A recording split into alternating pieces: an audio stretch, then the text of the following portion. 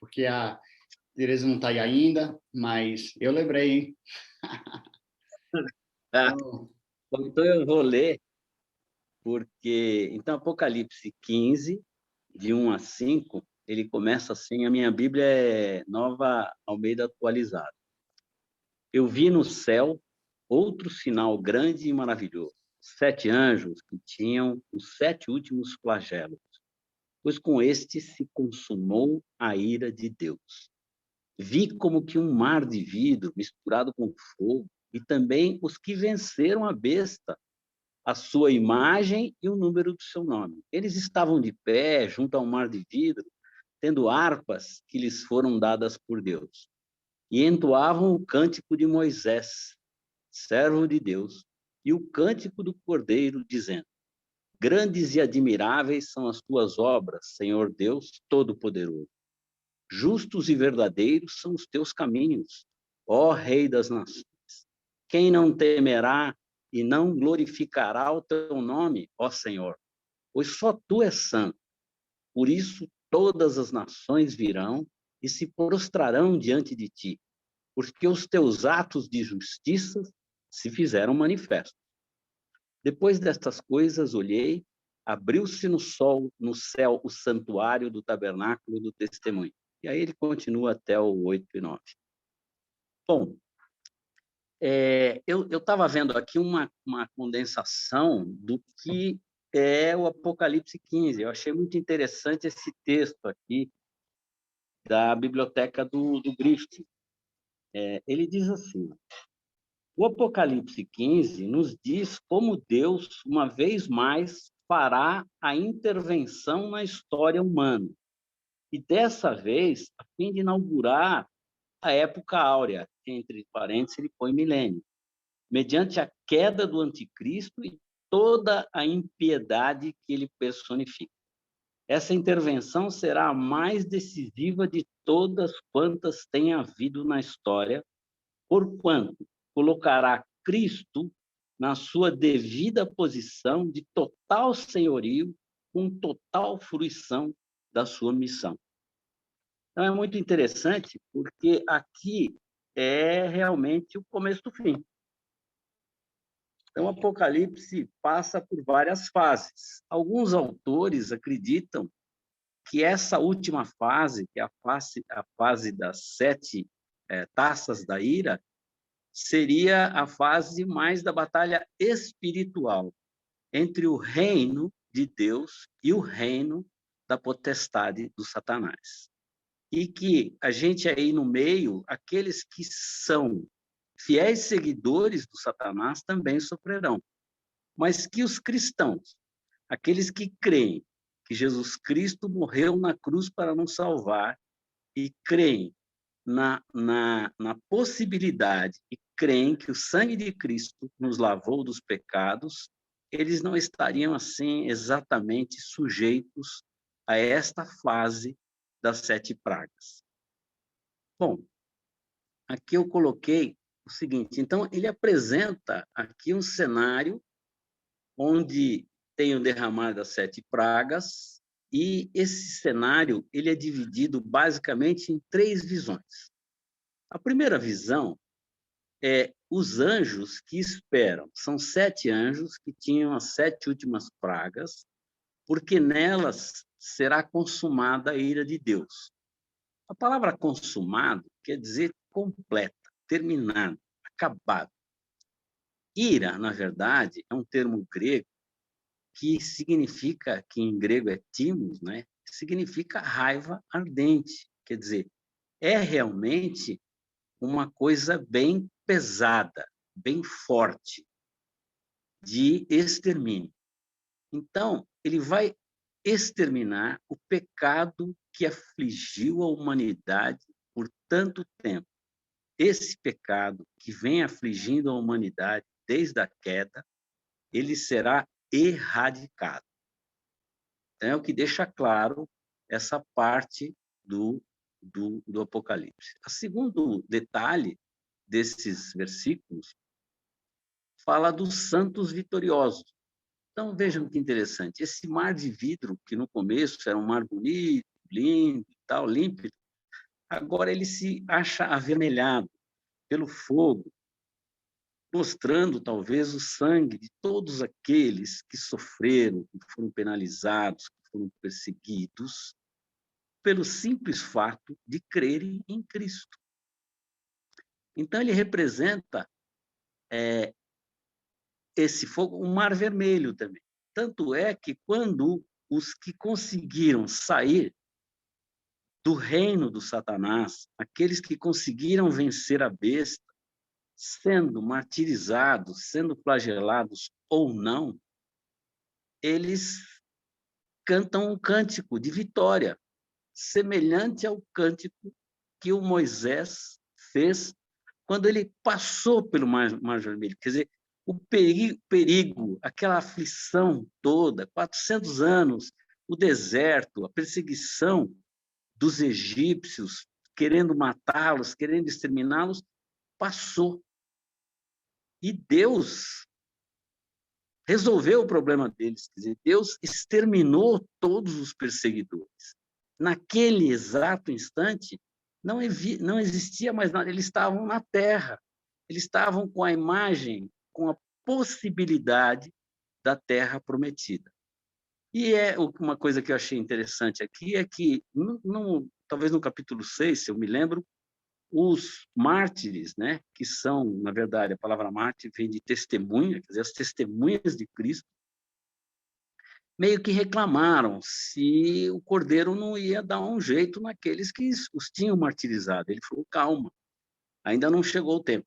Mas aqui parece que todos eles que foram martirizados já se chegaram e foram contemplados com a possibilidade do acesso ao santuário, do acesso direto a Cristo e a Deus. E eles, então, tocam harpas, entoam hinos de louvor e de alegria. Uma das partes que eu estava lendo aí, ele disse que o céu é a pátria da música. Então, o louvor, na verdade, é uma expressão muito de coração, de agradecimento. E talvez aí, uma observação minha, a gente tenha que tomar cuidado com o ritmo, com a música, com as letras que a gente coloque, porque o louvor ele é uma coisa muito séria, ele é uma coisa que tem que ser levada com seriedade, com temor, com respeito, com moderação, e não simplesmente achando que alguns ritmos... Eu fico imaginando, por exemplo, aquele heavy metal, e eu já vi ele cantar uma música sacra, e todo mundo achou bonito. Eu acho que não combina direito, né? São coisas que deveriam ser mais adequadas. É apenas uma observação e é muito pessoal. Então, ele disse que eles cantavam o hino de Moisés e, em alguns lugares, dizem que cantavam também o hino do Cordeiro. Eu fui atrás, hino de Moisés, hino do Cordeiro, e cheguei à conclusão que não tem dois hinos. Na verdade, o hino de Moisés ele é bem diferente desse que aparece aqui, ele é muito mais completo, mas é o significado. O significado que fala, gente, passou, agora a vida é nova, é novo mundo, nós estamos assim remodelados, nós estamos realmente numa nova pátria, naquela pátria que nós viemos nos preparando durante todo o tempo. Então, o hino de Moisés ele foi cantado depois que eles atravessaram o Mar Vermelho. Aqui, os mártires atravessaram o Mar Vermelho de vidro, né? Então tem mais ou menos o mesmo significado. E eu fiquei pensando que lá no capítulo 6, ele falou, vocês têm que esperar até chegar todo mundo. E aqui está todo mundo. Mas se a gente for analisar, ainda existem pessoas sendo martirizadas. Eu lembro de uma cena do Estado Islâmico que eles afogaram alguns soldados cristãos e o cara ia morrendo e passaram um filme. Depois um outro que eles foram lá e fizeram uma degola em série. Então, muita gente está sendo martirizada aí, né? Quer dizer, isso pode nos sugerir de que o tempo ainda não chegou. Ele está chegando, mas ele ainda não chegou. O Cântico do Cordeiro é basicamente o mesmo cântico. Então, ele na verdade, simboliza assim, o alívio, o agradecimento ao Criador e ao Cordeiro que nos deu o caminho da salvação, a vitória. é a vitória em Cristo, né? E porque ele foi a chegada ao lugar celestial. Na época do Moisés, foi a chegada à oportunidade da terra prometida. O povo que foi talhado, que foi educado, que foi escolhido para representar Deus aqui na terra, estava no começo. Bom, daqui para frente, tipo assim, é vida nova, é a ressurreição. Bom, os anjos emergentes, que é o terceiro item que ele abre aqui, então abriu-se no céu um santuário do tabernáculo do testemunho. Deus, com sua graça plena, manifesta o seu poder. Quer dizer, aqui também tem uma ideia interessante de que esses anjos, eles aqui têm um papel muito mais importante do que os anjos que vinham sendo ditos na Bíblia, né? Tem um lugar lá que diz que nós julgaremos os anjos. Então dá a impressão de que o ser humano é meio mais do que anjo no Novo Testamento, em alguns lugares até do Velho Testamento. Mas aqui não, aqui tem uma importância muito grande. Outra coisa interessante é que a palavra taça, no original, ela é salva. Salva é uma cuia rasa, não é uma coisa muito grande, né? E que dava, assim, a quantidade exata da alimentação para uma pessoa.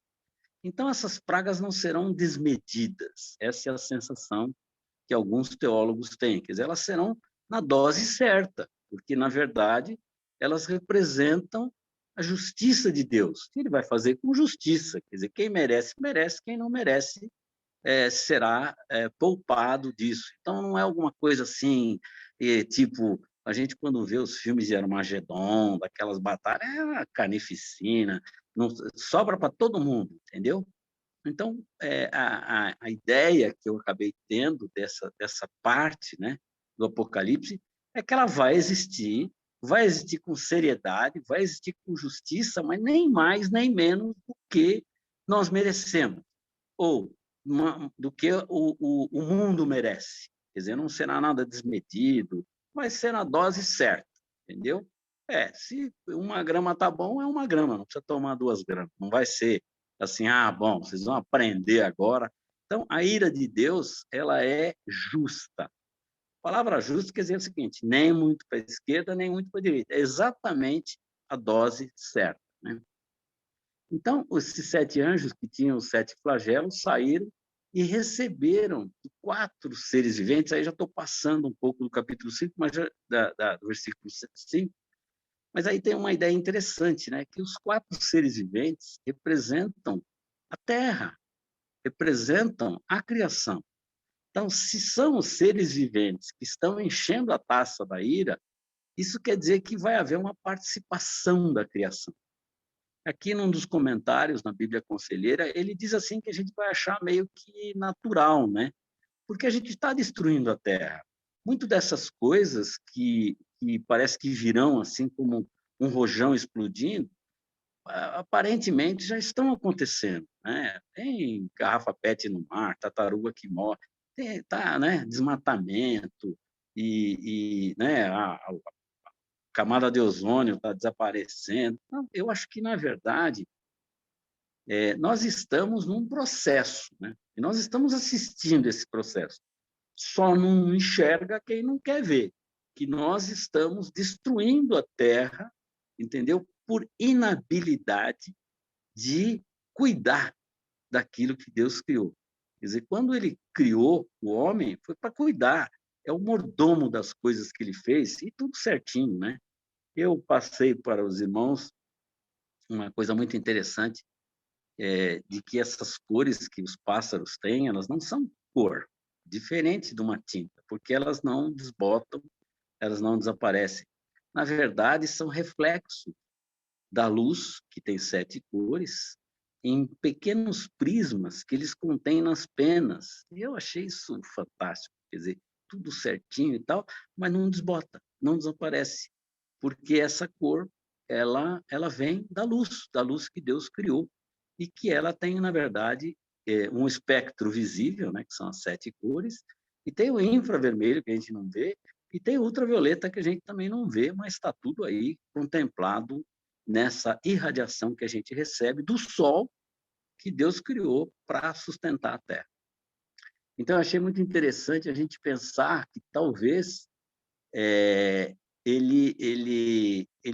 dá uma certa, assim, uma certa dica de que nós estamos vendo, nós estamos percebendo, nós estamos participando dessa própria criação. Por isso que um dos 4 seres viventes é que vai encher as salvas da ira de Deus. Então, na verdade, o Criador vai levar a maldade humana até a sua consequência final. Aqui é o começo do fim, como eu falei. A coisa vai acabar aqui. Por isso que alguns, como eu já havia falado, eles deixam claro que talvez essa parte final seja muito mais espiritual, entre o reino de Deus e o reino da potestade. Então, esses seres viventes, talvez indicando que as catástrofes são percebidas como algo meio natural, como consequência do nosso próprio modo de lidar com a natureza, que é um modo errado. Então, as 7 taças de ouro cheias da ira de Deus, na verdade, fazem a preparação do cenário do último juízo, em que toda maldade será cobrada, toda maldade será castigada, especialmente contra as instituições que perseguiram o povo de Deus. Eu volto a repetir que essa ira, essa justiça, ela vai ocorrer na dose certa. Um dos comentários, eu preparei algumas perguntas que parecem perguntas meio simples, mas é para a gente refletir o que a gente tem dentro do coração, né? E eu, então, vou passar essas perguntas, porque aí a gente tem bastante tempo para discutir. Eu não queria me estender mais, porque, na verdade, é só o 15 de 1 a 5, né? Então, a mensagem é: a coisa vai acabar daqui para frente. A coisa vai acabar assim. O mundo vai deixar de ter a participação do iníquo. O diabo e todos os seus anjos e todos os seus seguidores terão um fim. O inferno, ele foi feito por Deus para o diabo. Lá não é o reino do Satanás. O reino do Satanás é aqui. E essa parte do reino vai acabar. Então vai sobrar só o reino de Deus. E nós não podemos participar desse reino de Deus como pecadores. Essa é a grande função do sangue de Cristo.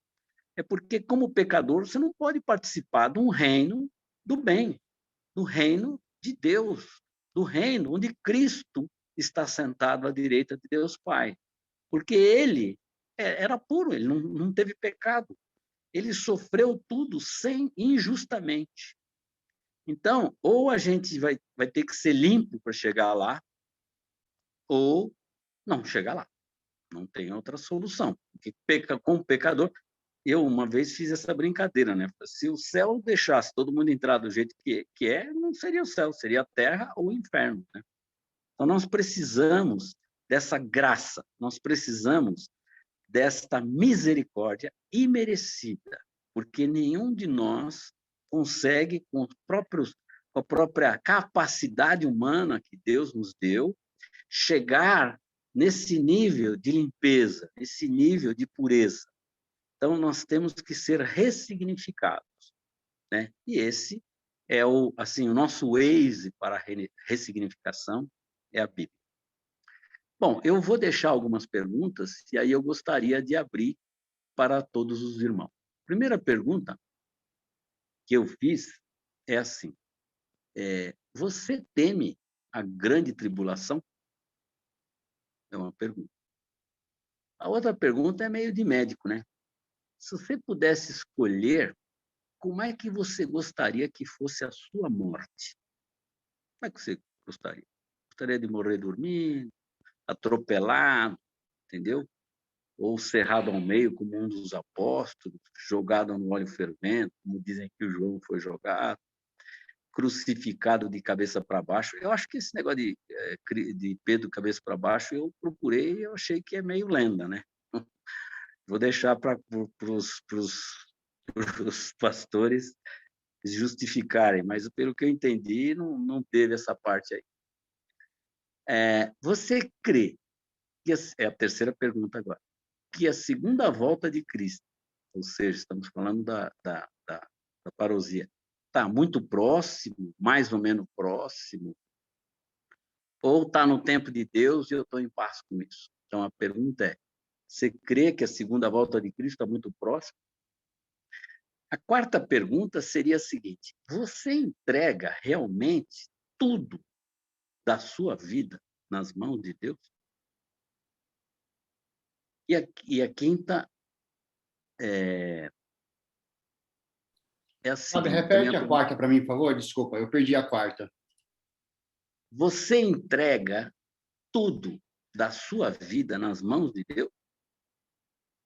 Honestamente, claro, eu posso responder que não. E a última é assim, por que nós oramos pelo restabelecimento de enfermos graves? Quer dizer, o que está na nossa alma? Né? Por que a gente não quer entregar na mão de Deus? Então, eu vou deixar bastante tempo para os irmãos refletirem e que os pastores me completem, porque o texto de Apocalipse ele é difícil. E queria mais uma vez agradecer a oportunidade de poder incomodar os irmãos com essas perguntas, algumas simples, mas o meu foco aqui, o meu objetivo é assim, o que está na nossa alma? Onde é que nós estamos querendo chegar com o estudo bíblico, com tudo isso?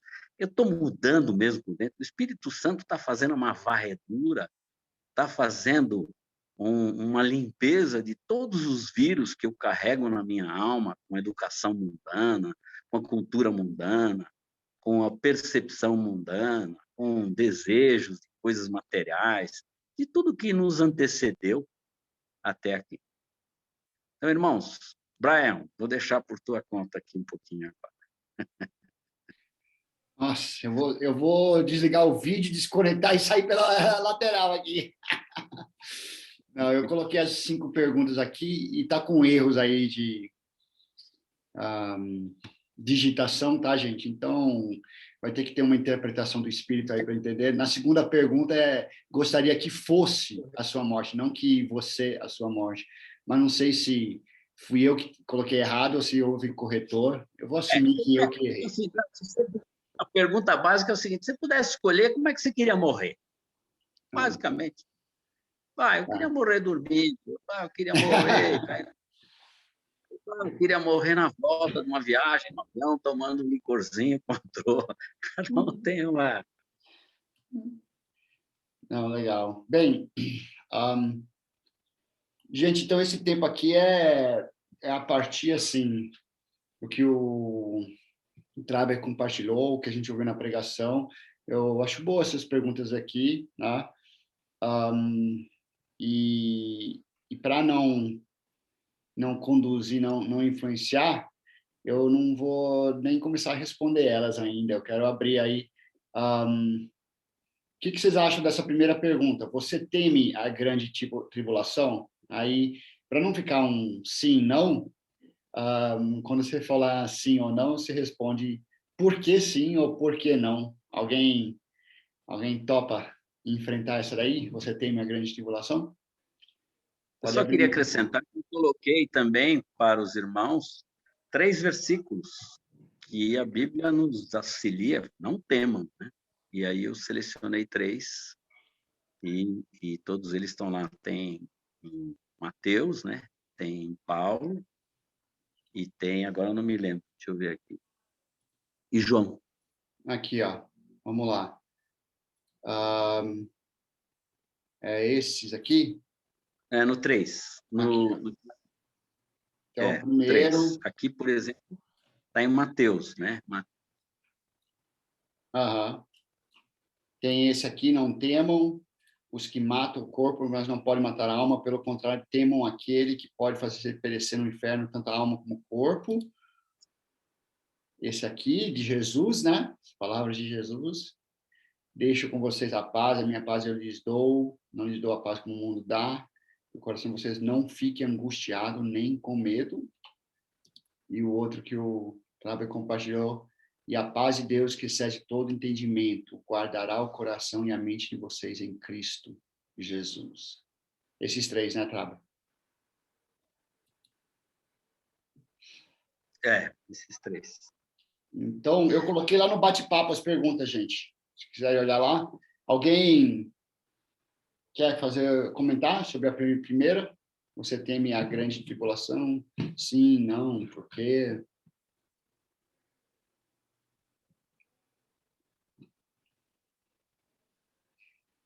Meio caladão hoje, hein? Muito silêncio, mas vou tentar aí. Bom dia. Bom dia. Estrear. É a Stephanie? Isso, Stephanie. Oi, Stephanie. Fábio e Stephanie, sejam bem-vindos. É a primeira vez, né? Vocês e a Clarice, primeira vez participando, sejam muito bem-vindos. Eu acho que é a primeira, né? É a primeira. Legal, sejam bem-vindos. Vai lá, Stephanie. Gostaria de falar assim de todo o coração de não temer, né? Não temo. Mas óbvio que por mais que esteja aqui, o que vai acontecer é o desconhecido, né? Se eu falo que eu não tenho medo, eu estou mentindo. Mas eu acho que é um medo, não do que vai acontecer, mas é um medo que me faz não me deixar me perder para como eu vou estar lá, né? Como que eu vou estar quando isso acontecer? Acho que é isso. Uhum. Legal. Alguém mais? Então, sou assim, né? Pelo meu ser carnal, eu temo a morte e temo a tribulação. Meu ser espiritual fica desejoso de encontrar a morte e passar pela tribulação e estar mais perto do Senhor rapidamente. Então, eu estou assim no meio termo, entre a carne e o espírito. No momento, eu estou bastante temerosa, porque eu passei recentemente por tribulações fortes, né? Então, no momento, eu me encontro temerosa, mas, ao mesmo tempo, meu ser espiritual anseia tanto pela morte, como para a tribulação que me aproxima mais do Senhor. Então, assim, mais ou menos isso. Muito bom. Já participou a Clarice, a Stephanie, são os nossos novos entrantes aí. Muito bom tê-los aqui hoje, também o Fábio e a participação de vocês. E que bom que a gente tem essa liberdade aqui para falar abertamente, né? Falar assim, para que toda a gente possa ouvir e falar, não, a incerteza traz temor para todos nós, né? Então, e aí, como é que a gente lida com isso, né? Quem mais? Ou mais alguém quer comentar sobre isso?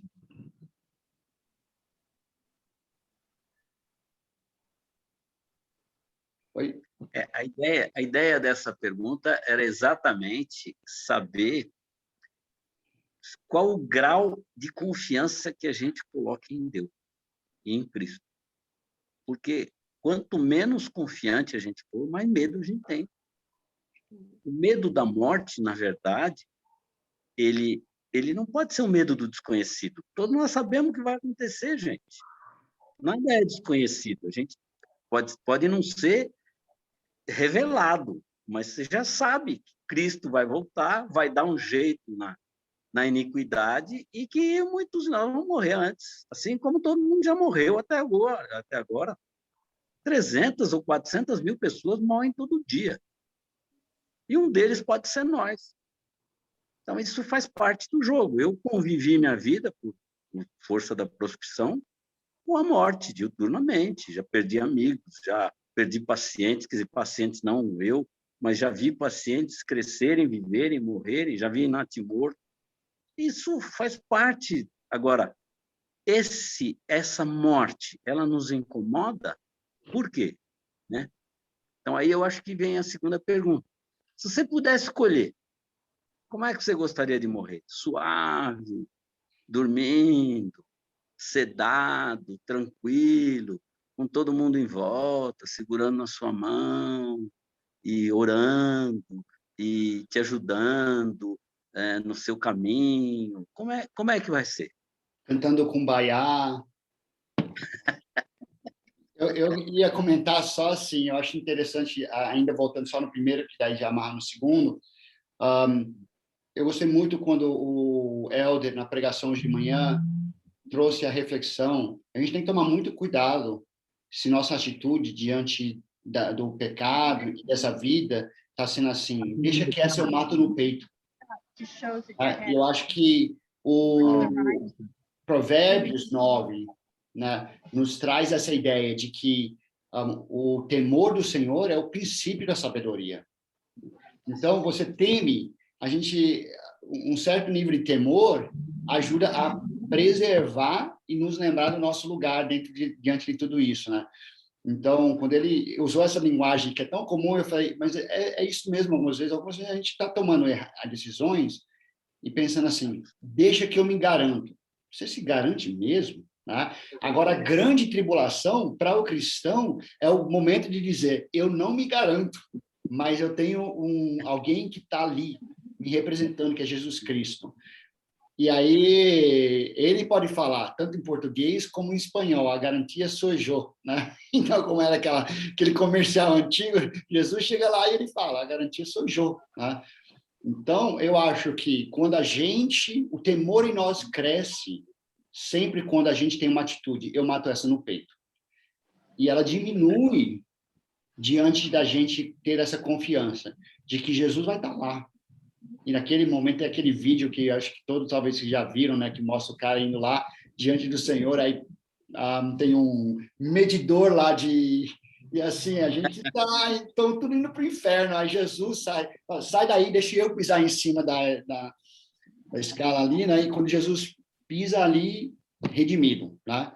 Então, só acrescentar isso. E aí, segunda pergunta, eu não quero saber quando eu vou morrer. Eu quero que seja assim, ó. Morri, acabou. Para mim, eu acho que eu preciso... Então, você já escolheu. Só que daí a responsabilidade é todo dia. Eu preciso estar dizendo para aqueles que são importantes para mim o que eu penso e tudo, e para que, quando vier aquele dia, realmente, eu que estou partindo... não seja egoísta no sentido de não ter resolvido com aqueles que eu amo que ficam, né? Então, eles precisam saber, aí é um desafio maior. Viver cada dia, não preocupado que eu possa ir assim, né? Brian? Alô, Oi. Brian? Sim. Eu tenho uma pergunta para Dr. Traber. Dr. Traber, para nós que não convivemos como você tem com a morte diariamente, eu tenho essa pergunta. Geralmente, o que nos dá medo é o desconhecido. Aquela primeira viagem de avião, a pessoa, passageiro, fica com medo porque não sabe o que esperar. A primeira vez que temos que tocar o piano em frente de pessoas, medo, porque é o desconhecido. Esta talvez não seja uma pergunta nem bíblica, nem teológica, mas para as pessoas que convivem com morte, é mais fácil entender que é natural e que não devemos nos preocupar. Essa é a minha pergunta, e se não deixei claro o que estou querendo dizer, posso tentar mais uma vez. Pastor, a morte faz parte da vida. Agora que a gente entende isso, você só não sabe quando nem como vai ser, mas que faz parte, faz. Eu sempre brincava aqui com a minha esposa, falava assim, uma hora o machado vem, eu não sei de onde nem como, mas faz parte do jogo. Então, quando você assiste a morte de pacientes, que você passou, às vezes, a noite inteira cuidando dele, sedando, aquilo no começo dava uma aflição. Só que você é impotente dentro da morte. A morte é muito eficiente. Ela não precisa de ninguém para assessorá-la. O problema é a dúvida do que vem depois. Mas o cristão não pode ter dúvida. Ele sabe. Então, é mais ou menos isso. antigamente, né, todos sabem que eu tenho 67 anos e me converti com 59, sou batizado faz 3 anos. Eu passei minha vida inteira do lado de lá, mas convivendo com a morte. Eu achava que a morte é natural, faz parte do processo. Uma hora você vai. Se for muito longe, e eu sempre que leio algum profeta, alguma coisa, lá eles põem a idade deles. Eles morriam muito cedo, era 50, 52, 53. Todos esses teólogos importantes aí do começo da era cristã, poucos passaram dos 70 ou passaram dos 80, alguns com 42, 43.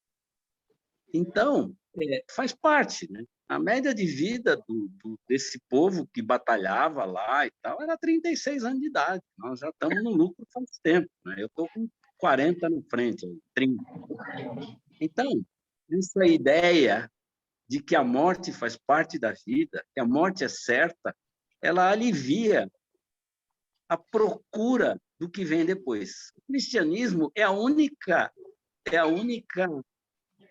situação, o cristão é o único cara que sabe de onde veio, o que ele é e para onde vai. Está resolvido. As outras religiões todas não deixam claro, né? Ou então, você vai voltar, você vem, volta, cada vez você vai melhorando, mas ninguém resolve isso. O cristão sabe quem me criou, o que eu sou e para onde eu vou.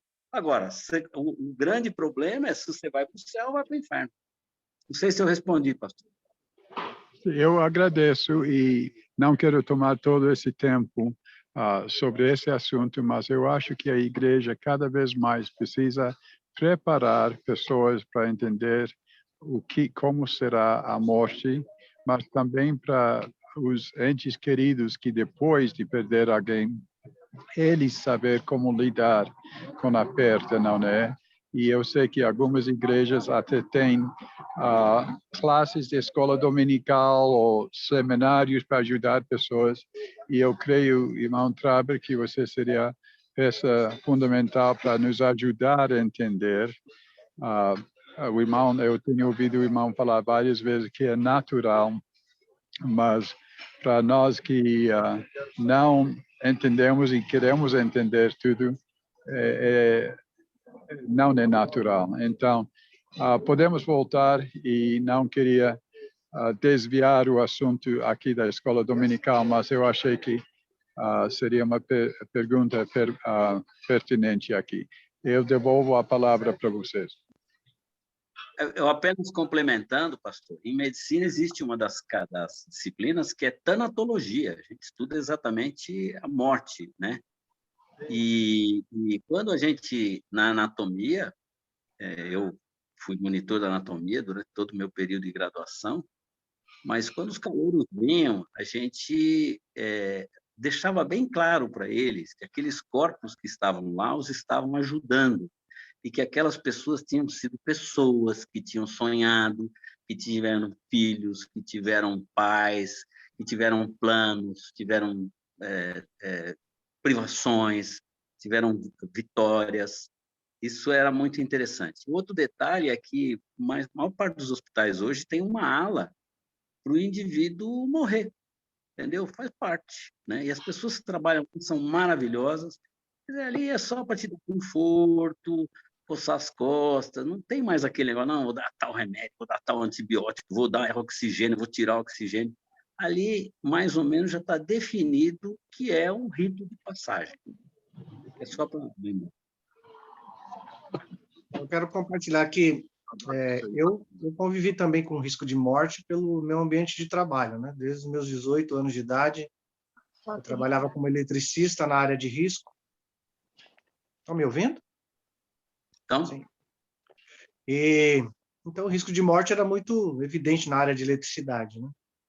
Então, nunca foi uma coisa que eu temi muito, não. A Márcia ainda considera que eu sou ainda meio radicalzão perigoso, quero pular de paraquedas, quero fazer umas coisas radical e não tenho medo de morrer. E acho que depois que eu conheci Cristo, e foi exatamente nessa idade dos meus 18 anos, isso me trouxe muito mais confiança, né? Eu acho que eu tenho feito uma análise muito semelhante ao que o Traber tem compartilhado, Eu gosto de observar a biografia e a história das pessoas na Bíblia e fora da Bíblia. A gente percebe que cada um tem uma história, um tempo. Alguns fazem grandes impactos, né, durante a sua história, curta, alguns tão longas e podia ter feito mais. Nós sempre temos um questionamento sobre quanto tempo temos aqui. E eu acho que na medida em que a gente amadurece mesmo a nossa fé, a gente não pergunta quanto tempo, mas se estamos usando bem o tempo que ele está nos dando. Então, a gente não fica olhando para o que vai acontecer ainda, a gente tem que olhar para o que está acontecendo. O Evangelho sempre nos traz para o hoje, a vida cristã. Então, acho que todo casal fica com essa conversa, né? Quem morre primeiro, né? Se ele me enterrar, eu te enterro, não sei o quê, vai ser mais fácil para você, né? Então, a gente fica com esses, né, questionamentos e até uma certa forma da gente lidar com aquilo que é difícil. Então, a gente brinca, né? O ser humano tem essa tendência de fazer uma brincadeira com um assunto que é temeroso, né? Em que a gente tem receio de conversar. E, assim, eu só não quero sofrer muito, né? Se a gente pode escolher sobre essa questão da morte, eu não quero morrer sofrendo muito, né? Se for um papum, tá bom, e não precisa ser muito longe, não, né? Eu sempre comento com alguns irmãos que no dia em que Deus achar que eu cumpri a minha tarefa aqui, eu não quero ficar um minuto a mais nessa terra, ele pode me levar que tá tudo certo. O plano dele vai ser sempre melhor do que o nosso, então eu tenho vivido nessa confiança de que ele vai fazer isso. Pastor, existe uma história de um cara que pulou do 150º andar e durante a queda ele passou por uma janela lá pelo 30º, tinha uma senhora na janela e falou para ela assim, até aqui tudo bem. A vida é assim.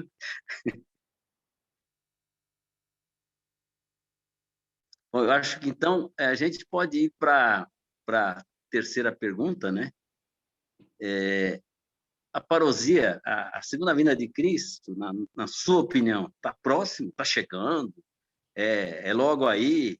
A Bíblia às vezes fala, olha, vamos passar uma geração antes de que isso aconteça. E está cheio de gente tentando adivinhar a data. Eu li um cara aí que falou que em 2030 vai ter a Quarta Guerra Mundial, que vai ser o Armagedon. Então já podemos botar a barba de molho, porque ninguém vai passar. Eu me lembro quando eu tinha 7 anos de idade, morava lá em Matão, caipirão de tudo. O mundo ia acabar. Eu não me lembro que dia era. Eu sei que a gente sentou no muro de casa, assim, aquela rua, passando carroça, cavalo, e a molecada ficou esperando o mundo acabar. A gente não sabia o que era o mundo acabar. E eu estou aqui até hoje, passou 60 anos e era a conversa. Então, essa pergunta é interessante porque isso gera ansiedade, né? A pandemia e o Covid gera ansiedade, porque pessoas ao nosso lado estão caindo, né? Então, a morte passa a ser mais real, ela passa a ser mais contundente. Então, se você não tem, assim, certeza, como falou a primeira pessoa que falou isso, bom, eu como cristão, eu penso de um jeito, como ser humano, eu me sinto meio fraco, isso dá uma angústia, dá uma ansiedade. É por isso que toda vez que a gente faz um discipulado, ele diz, não adianta você parecer cristão, você tem que ser cristão, você tem que seguir o caminho de Cristo, quer dizer, o quanto de Cristo você introjetou em você mesmo, é isso que vai te dar paz. A paz que excede todo o entendimento, ela excede todo o entendimento. Quer dizer, nós vamos ter que introjetar a nossa caminhada, a nossa trajetória, o nosso conhecimento, as nossas EBDs, as nossas pregações, de tal forma que isso nos dê o conforto que excede todo o entendimento. Então, está próxima aí a segunda vinda de Cristo, irmão?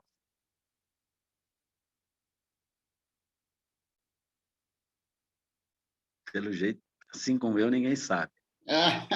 Essa daí ou todo mundo fica em absoluto silêncio, ou a gente passa os próximos 10 anos discutindo a opinião de cada um. Mas eu acho que eu quero trazer de volta também no que o Helder falou hoje de manhã, né? E nem lembro quem foi o famoso que disse isso, mas respondendo essa pergunta, eu acho que é muito próximo. Ou porque ele está vindo, ou porque eu estou indo para ele. Mas um dos dois está muito próximo, né? E aí, dentro dessa certeza, de que está muito próximo um jeito ou outro, né? A pergunta é mais assim, e aí? Estamos prontos? É. Né? E eu estou mais perto ainda, Vai na cara, teoricamente. né? Então, mas daí... Encontrei um amigo um dia desses, falei, mais um dia, culpado. Ele falou, menos um. Você fez, assim, não acelerando, mas a quarta pergunta que você faz, né? Você entrega tudo da sua vida nas mãos de Deus, né? Se perguntasse essa antes da terceira, né? Então, se você perguntasse primeiro, você entrega toda a sua vida nas mãos de Deus? Sim. Então, ao ponto do Wellington, então está muito próximo. Cristo vai vir tanto amanhã ou você vai para ele amanhã, tanto faz, né? Então, essa é a minha resposta. Na verdade, eu queria completar, Brian. A quarta pergunta é a resposta para as outras. Boa. Se você entrega tudo, realmente, a sua vida na mão de Deus, essa pergunta foi feita no nosso discipulado lá, que a gente faz com o pastor Estives, e todo mundo começou, eu faço isso, eu levanto de manhã, entrego minha vida na mão de Deus, mas você entrega mesmo, você se desveste de você, você tem essa humildade. Aí eu falei, gente, eu não entrego. Se eu for assim, real comigo mesmo, tem muita coisa que eu faço porque eu sei fazer. Mas eu tenho que ter um entendimento de que eu aprendi a fazer porque Deus me deu esse dom. Então, eu já não estou mais eu sozinho fazendo. Esse amadurecimento, eu acho que é muito difícil. Não sei o que os irmãos acham, mas é a resposta. Se você entrega tudo na vida na mão de Deus, você não tem que ter medo da morte, você não tem que ficar escolhendo como você vai morrer, porque não depende de você. Então, a quarta pergunta está aí. Você entrega tudo? Essa é mais reflexiva, né? E a quinta pergunta, que eu queria também saber a opinião dos irmãos, é assim, a gente faz corrente de oração, o cara sair... Aliás, a opinião médica, desculpem se eu vou parecer muito contundente, mas morrer numa UTI, cuidadinho, limpinho, sedado, entubado, tomando todos os remédios que precisa, é glória, gente. É glória. É o melhor jeito de morrer. Agora, para quem está de fora, acha que o cara está sofrendo. Mas ele não está sofrendo nada, ele está sendo atendido em todas as suas necessidades. Ele está sondado, ele está tomando tudo que precisa, ele está tendo oxigênio na conta, ele está perfeito. Se você quiser manter esse cara vivo durante muito tempo, você mantém. Tanto é que, às vezes, ele está em morte cerebral e você fica usando os órgãos dele para... Então, essa situação, ela não deveria nos chocar tanto, né? Mas a gente faz corrente, assim, não, precisa restabelecer, vamos. Então, a pergunta é assim, por que nós oramos pelo restabelecimento de pessoas graves? É porque nós não entregamos tudo na mão de Deus?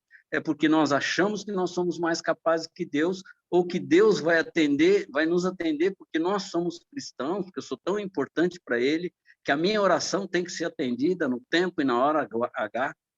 Então, é uma pergunta. Desculpa se eu estou parecendo muito mundano aí na maneira de explicar.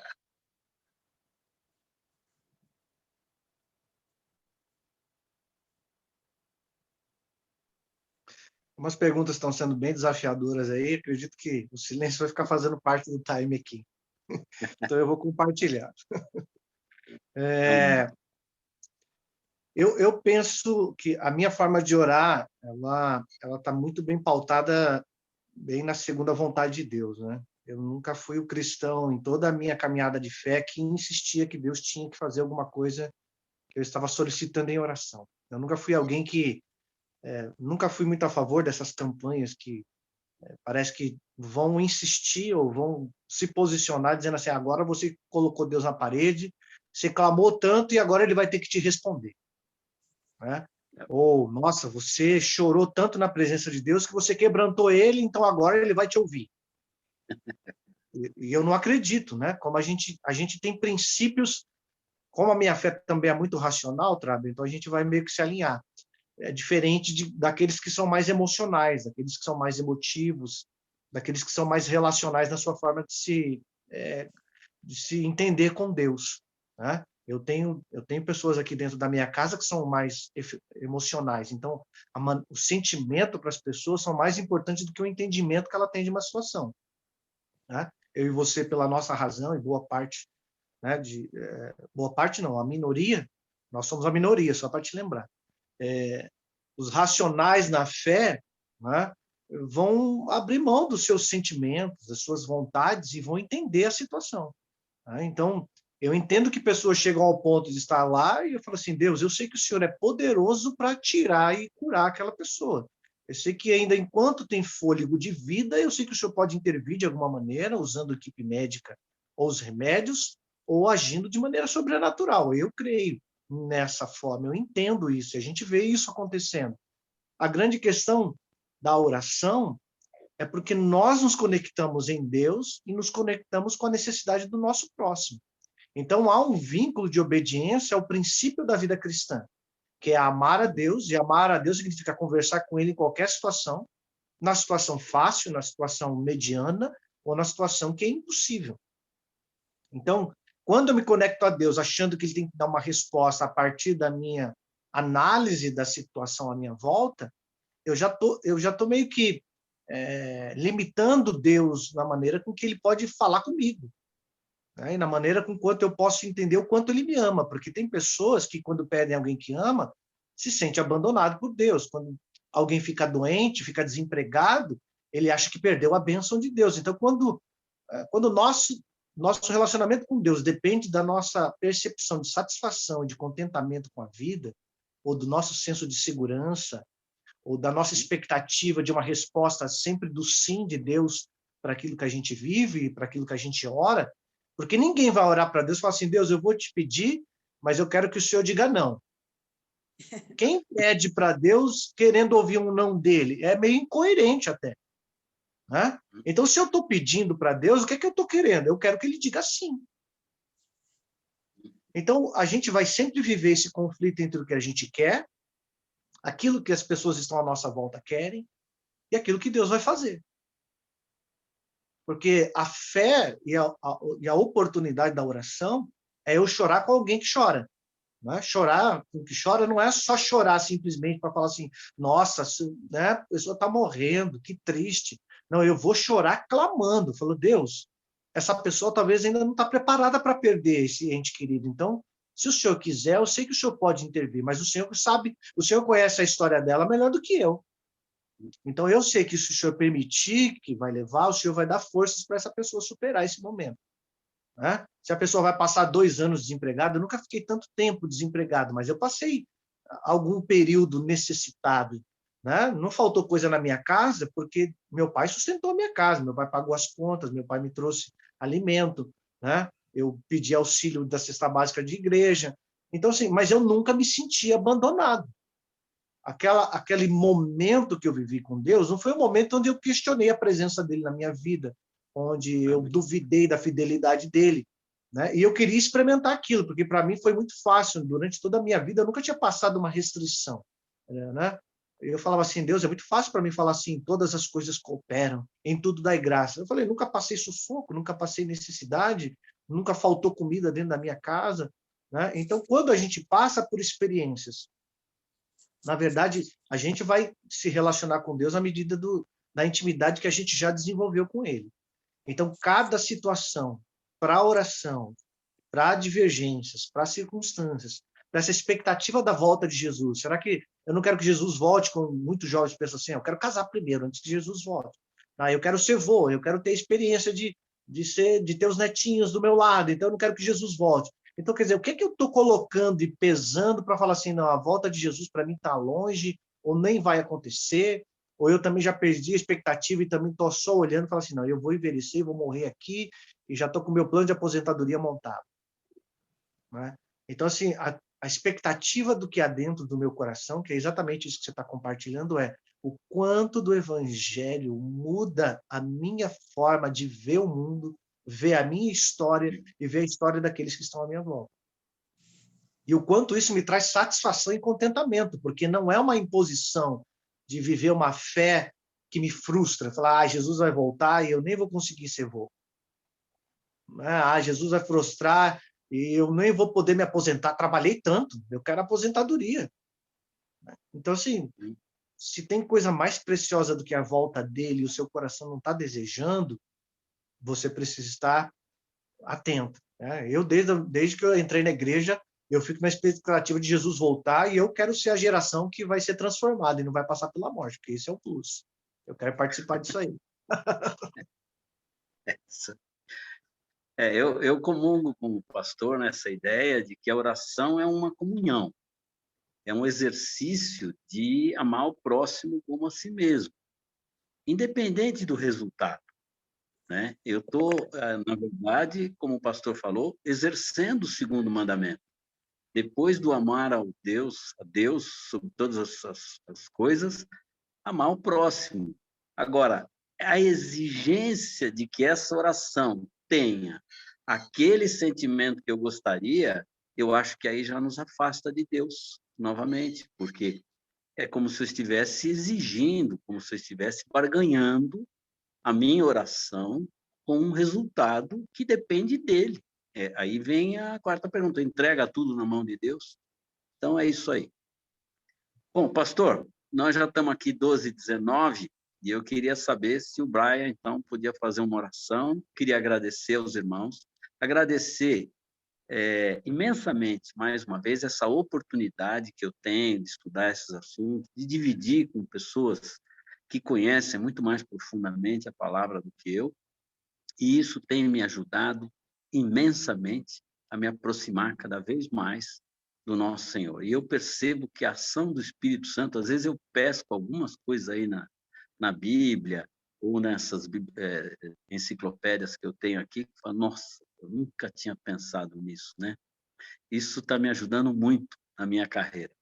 E eu lembrei que, há um tempo atrás, né, alguns conhecem o pastor Mário eu devo muito a ele, porque ele, na verdade, foi muito importante na minha conversão. Mas ele uma vez me contou uma história que ele é filho de pastor, neto de pastor, a Priscila, pastor para cá, pastor para lá, o cara escreveu dicionário bíblico. Aí ele falou que quando o pessoal ia dar testemunho na igreja, um falava que era ex-drogado, outro que era ex-isso, ex-aquilo, ele ficava com vergonha, né? Porque ele não teve muito problema. E aí eu falei para ele, então, não vou te contar a minha vida, senão você vai ficar com mais vergonha ainda. Vamos parar por aqui. Então é isso aí. Bom. Pastor Brian, eu queria fazer uma oração para a gente terminar. Claro, claro. Queria só acrescentar depois, né? Voltem lá e para essa última pergunta, voltem lá e ouçam a oração de Jesus em João capítulo 17, que ali a gente tem uma teologia do que é oração profunda, né? E Jesus vai falar, se a minha palavra estiver em você, você orará e pedirá o que quiser, e eu responderei, né? A gente algumas vezes pensa a palavra assim, se eu estiver estudando a palavra, mas eu creio que Jesus estava falando literalmente, se aquilo que eu iria pedir estiver dentro de você, aí quando você orar, né? Eu acho que um dos grandes desafios é isso, Jesus, que eu abra minha boca para pregar, para orar o que eu iria orar, né? Então, Deus nos ajude quanto a isso, mas vamos orar. Obrigado, Traber, pelo preparo, Obrigado. pelo cuidado que você toma de preparar a aula, dedicar o tempo, pelas perguntas desafiadoras que colocou. Obrigado mais uma vez, Helder, pela palavra que você trouxe na pregação hoje de manhã. Cada um que esteve aqui hoje, todos é muito bom tê-los e bom ter os novos chegando aí, Fábio, Stephanie, a Clarice, mas todos que já estão vindo também, vocês também são muito bons, né? Não é só cliente novo que a gente gosta, não. É bom ter todo mundo aí participando. Vamos orar. Ó Deus, muito obrigado. Muito obrigado porque fui marcado hoje de manhã por essa lembrança que servimos um Deus que não nos diz mata essa no peito, mas um Deus que diz eu já matei aquilo que precisava ser morto. E que o nos aguarda é a esperança, a expectativa de sermos justificados naquele dia da grande tribulação. Mas isso nos chama a viver hoje, Senhor, de uma forma que demonstre o teu reino. Ó Deus, que nós possamos ter a humildade de poder admitir, eu tenho medo, eu erro, eu peco, de admitir que estamos aprendendo, que quando a gente abre a palavra, aprendemos coisas novas ainda, não sabemos tudo, que aprendemos com aquele que tem menos instrução que nós, porque Deus usa a vida daquela pessoa. Deus, ajude-nos a ser um povo que vive glorificando a Ti a cada momento. E que isso possa nos sustentar. E que nós possamos estar entre aqueles das nações que estarão ali glorificando o Teu nome, Senhor. Nos dê sabedoria para vivermos dia a dia com essa certeza que está muito próximo o nosso encontro contigo. Não sabemos se o Senhor está vindo estabelecer novos céus e nova terra, se nós estamos partindo para estar contigo, mas está próximo, Senhor. Ajude-nos a viver com essa certeza dia a dia. E que isso, então, nos leve a viver diferentemente.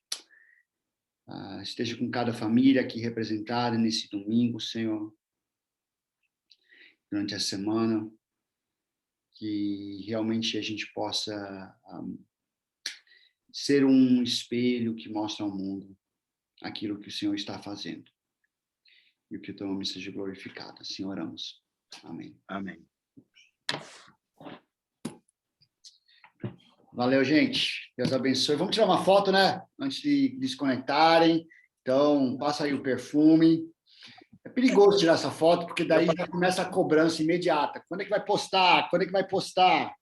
Mas a gente faz o possível, né? Então, quem tiver aí com câmera fechada e puder abrir, eu vou dar um segundo. Senão a gente tira assim mesmo. E a Brenda estava com uma voz bem masculina também hoje. Quando a Brenda abriu o microfone... aí, agora é a Brenda mesmo. Antes acho que era o Estevão falando. Bom dia. Vou tirar a foto logo para não distrair quem está dirigindo. Vamos lá. 1, 2, 3 e... Eu sempre erro, cara. Lá vai. 3. Deu certo. Muito bom. Gente, Deus abençoe. Tchau, tchau. Deus abençoe. Bom domingo a todos. Obrigada. Muito bom. Tchau, bom domingo. Até domingo. Fábio. Stephanie, Deus abençoe.